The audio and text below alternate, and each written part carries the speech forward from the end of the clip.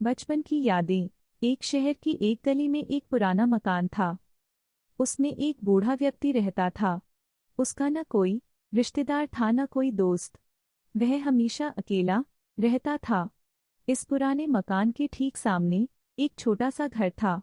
उस घर में एक छोटा बच्चा रोहित अपने माता पिता के साथ रहता था। बूढ़े व्यक्ति को बच्चे बहुत अच्छे लगते थे। वह जब भी बच्चे को देखता था प्यार से हाथ हिलाता था। छोटा बच्चा भी अपनी खिड़की में खड़े होकर जवाब में उसकी ओर देखकर हाथ हिलाता था। धीरे धीरे दोनों की दोस्ती हो गई। रोहित बूढ़े व्यक्ति को दादाजी कहकर बुलाने लगा। दादाजी अक्सर रोहित के लिए बिस्कुट लाते थे, भी कभी वे उसके पसंद की चॉकलेट लाकर भी उसे देते थे। एक दिन रोहित ने भी उन्हें अपना एक खिलौना दिया, अपना टीन का सिपाही यानी टिन। दादाजी ने कहा कि वे इसे बहुत संभाल कर रखेंगे।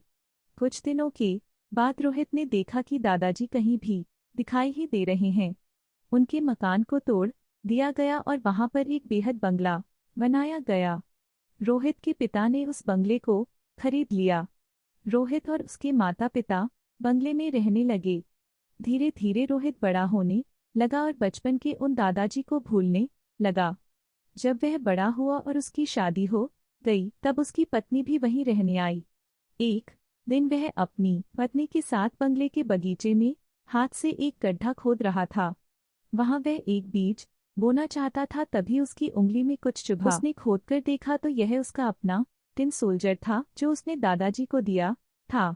उसकी तलवार की नोक रोहित की उंगली में चुभ गई थी।